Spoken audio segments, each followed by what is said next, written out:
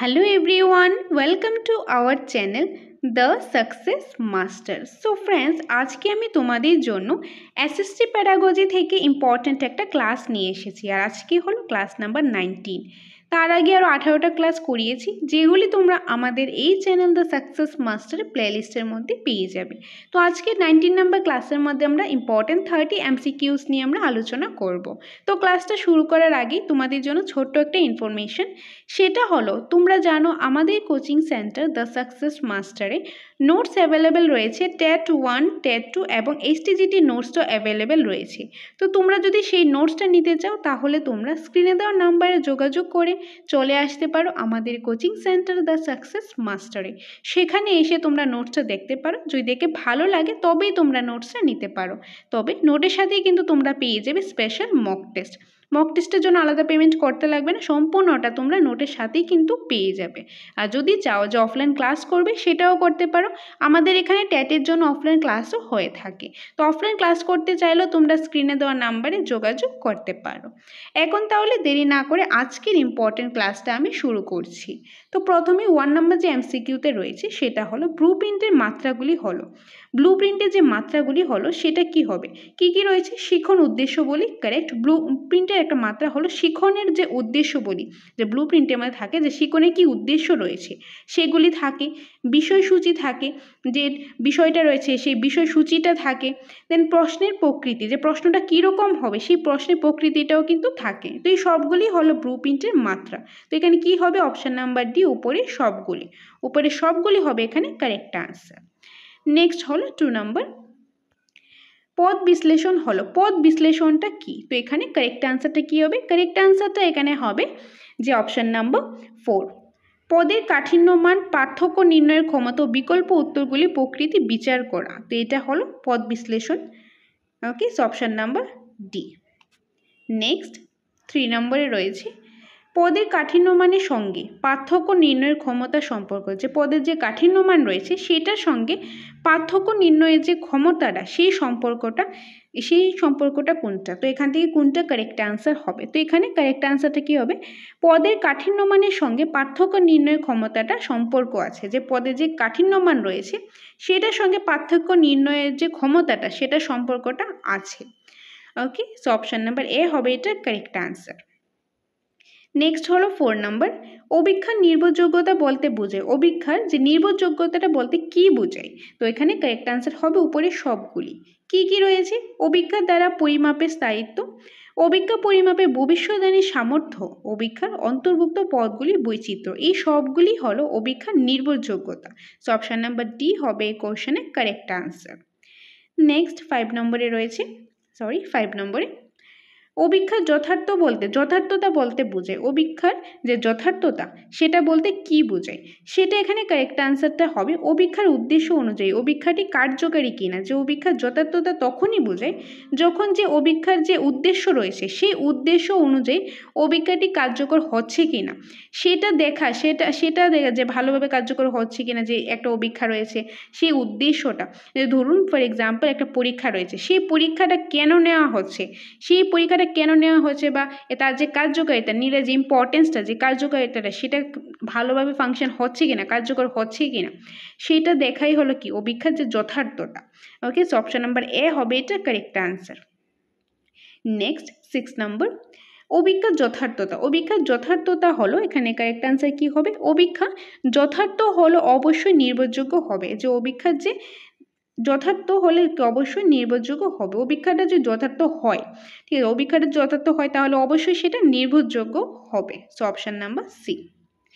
7 নম্বর কোনো পদ বা প্রশ্নের কাঠিন্যমান বলতে বোঝায়। কোনো পদ বা প্রশ্নে যে কাঠিন্যমান বলতে বোঝায় যে মোট কতজন শিক্ষার্থীদের মধ্যে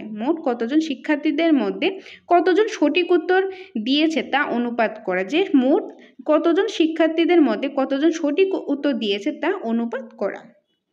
অপশান নাম্বার সি হবে এটা কারেক্ট আনসার।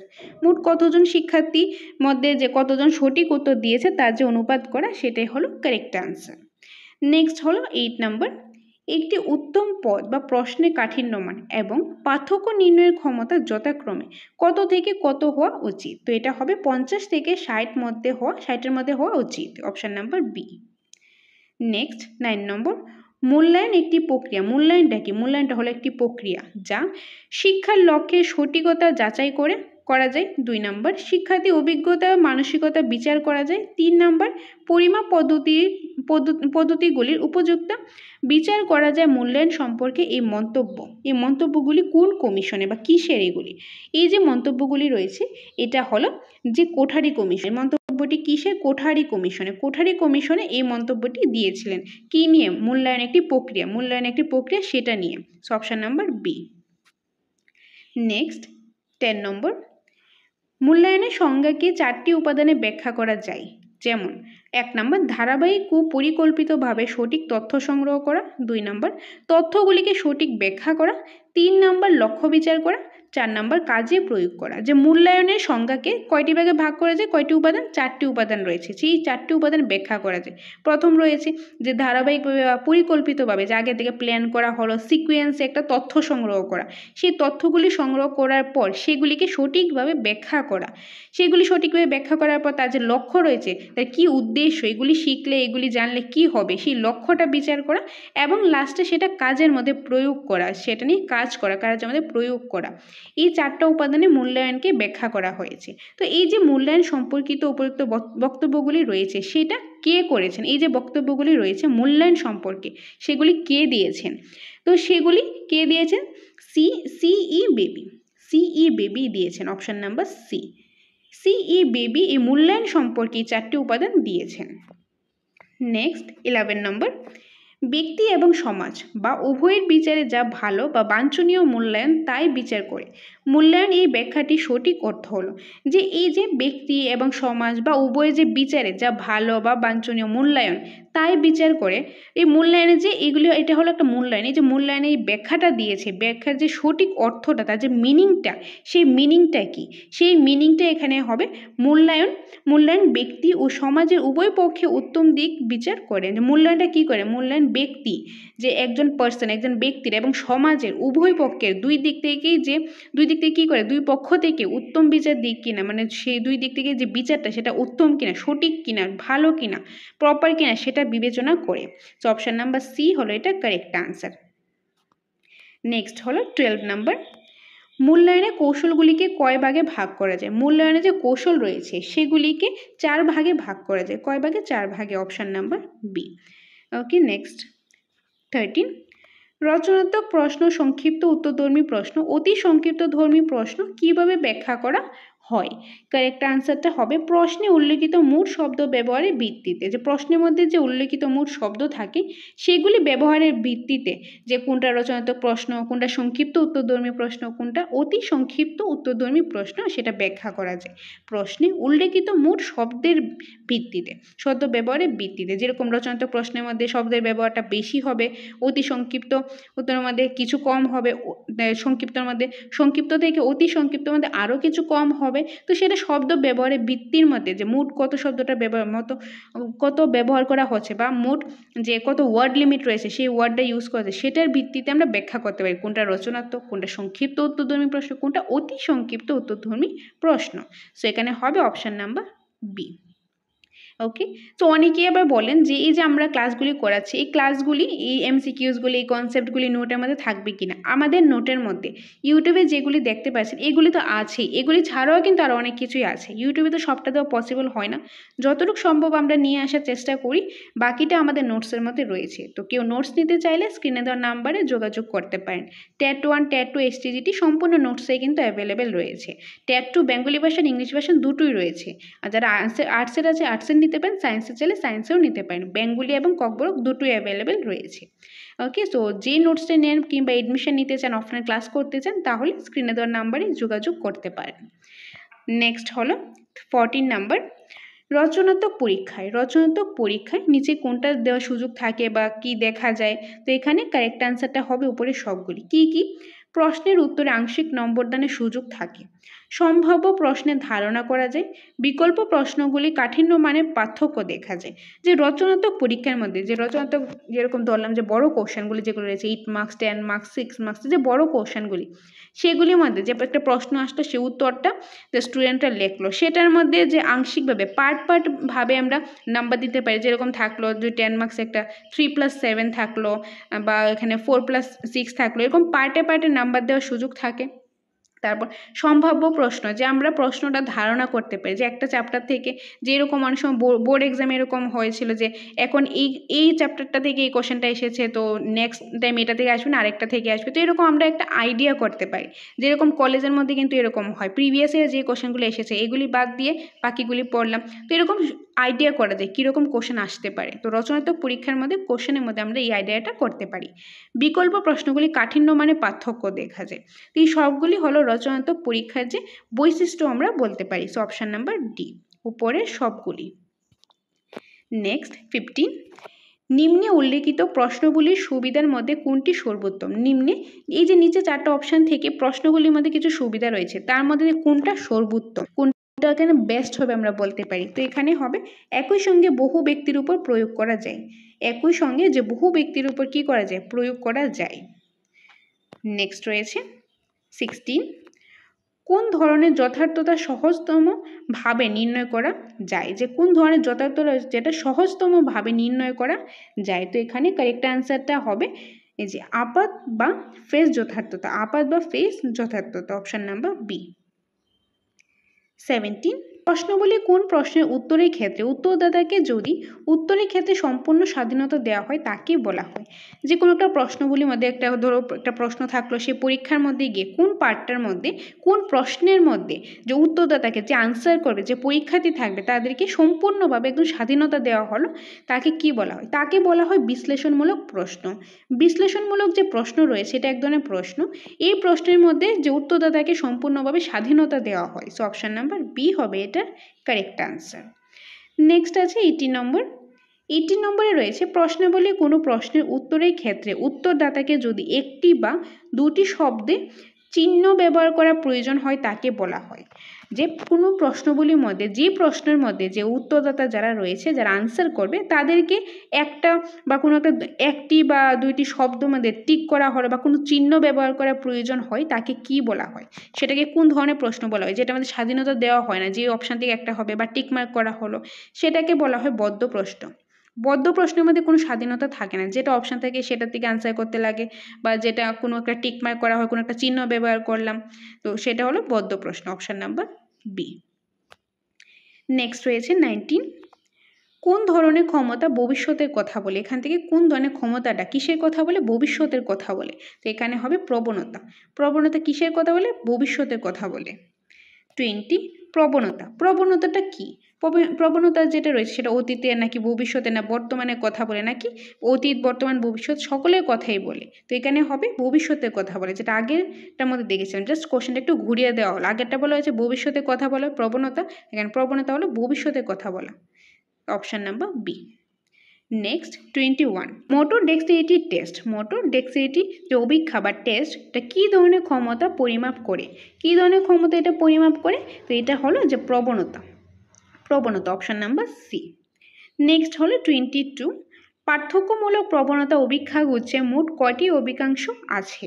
মোট কয়টি অভিকাংশ আছে, তো সেটা হলো 8টি, অপশান নাম্বার এ 8টি। নেক্সট রয়েছে 23 নাম্বার, প্রতিন্যাস বা মনোভাব। প্রতিন্যাস বা মনোভাবটা কি, সেটা হলো গতিশীল। প্রতিন্যাস বা মনোভাব যেটা রয়েছে সেটা হলো গতিশীল।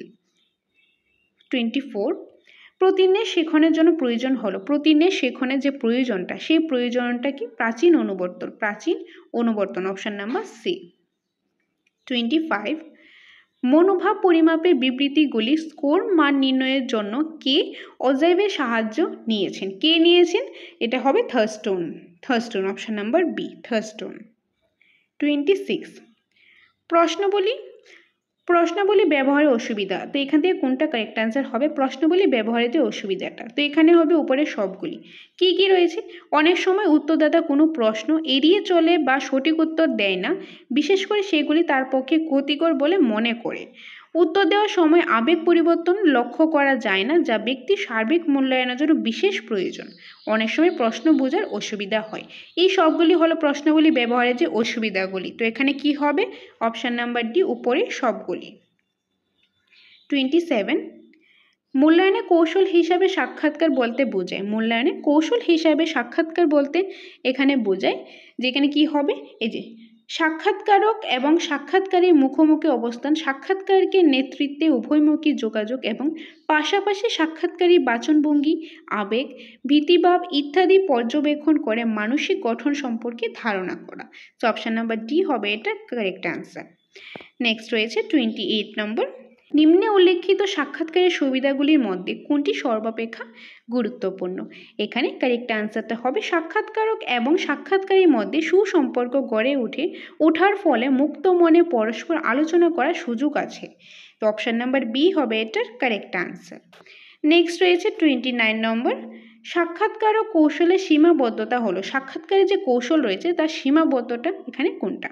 কি কি রয়েছে? লজ্জা, ভয়, সংকোচের ফলে অনেক সময় সঠিক তথ্য পাওয়া যায় না। তো এটা হলো একটা সাক্ষাৎকার কৌশলের যে একটা সীমাবদ্ধতা এটা। নেক্সট, সাক্ষাৎকারকে ব্যক্তিগত প্রভাব পরিলক্ষিত হয়, সমগ্র ব্যক্তিসত্তাকে এই পদ্ধতিতে মূল্যায়ন করা যায় না। তো এগুলি হলো সাক্ষাৎকার কৌশলে কিছু সীমাবদ্ধতা। তার জন্য এখানে কি হবে? উপরে সবগুলি। অপশান নাম্বার ডি হবে এটার কারেক্ট আনসার, উপরে সবগুলি। তো এই ছিল আজকের ক্লাসের ইম্পর্টেন্ট কিছু এমসিকিউস। আশা করি তোমরা বুঝেছো। যদি না বুঝে থাকো কোনো প্রবলেম নেই, তোমরা কমেন্ট বক্সে জানিয়ে দেবে। নেক্সট ক্লাসে সেই প্রশ্নগুলো আমি ক্লিয়ার করে দেব। এখন তোমাদের জন্য ছোট্ট একটা ইনফরমেশন।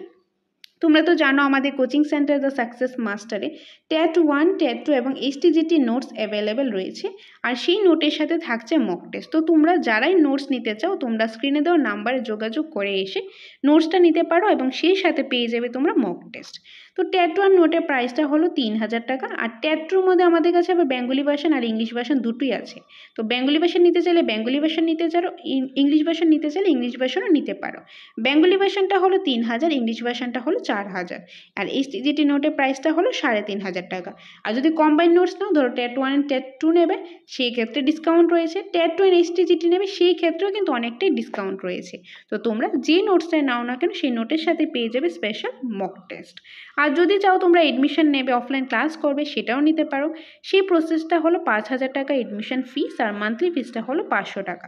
যেটার মধ্যে তোমরা সাবজেক্ট ওয়াইজ ক্লাস পেয়ে যাবে, সাবজেক্ট ওয়াইজ নোটস পেয়ে যাবে, তারপর ক্লাস নোটসগুলি পেয়ে যাবে, online mock test, offline mock test, OMR sheet page, সবগুলি সুবিধাই তোমরা পেয়ে যাবে এডমিশনটা নিলে। তো তোমরা নোটস নাও কিংবা এডমিশন নাও, যেটাই নিতে চাও স্ক্রিনে দেওয়া নাম্বারে তোমরা যোগাযোগ করতে পারো। এই নম্বরে যোগাযোগ করে চলে আসতে পারো আমাদের সাকসেস মাস্টার কোচিং সেন্টারে। সেখানে এসে নোটসটা দেখো, যাচাই করো, যদি ভালো লাগে তবেই তোমরা নোটসটা নাও, এডমিশনটা নিতে পারো। আর আমাদের নতুন একটা ব্যাচ, আমাদের 14 নাম্বার ব্যাচে, যেটা সপ্তাহে 2 দিন হয়ে থাকে, শনিবার এবং রবিবার। তো যারাই শনিবার এবং রবিবারে নতুন ব্যাচে তোমরা জয়েন করতে চাও, এডমিশনটা নিতে চাও, তোমরা আর দেরি করো না, তোমরা খুব শীঘ্রই আমাদের সাথে যোগাযোগ করতে পারো। তো এইটাই তোমাদের সাথে শেয়ার করা ছিল। আর আজকের ক্লাসটা যদি তোমাদের ভালো লেগে থাকে অবশ্যই একটা লাইক করে দিও, কমেন্ট করে জানাবে ভালো লাগছে কিনা, এবং কোনো সাজেশন থাকলে সেটাও দিতে পারো, কনফিউশন থাকলে সেটাও কমেন্ট বক্সের মাধ্যমে জানাতে পারো। আর যদি চ্যানেলটা হেল্পফুল মনে হয় সাবস্ক্রাইব করে দিও এবং বন্ধুদের সাথে শেয়ার করে দিও। তো দেখা হবে তোমাদের সাথে পরবর্তী একটা ক্লাসে, বা বলতে পারি আমাদের কোচিং সেন্টার দ্য সাকসেস মাস্টারে। Thanks for watching.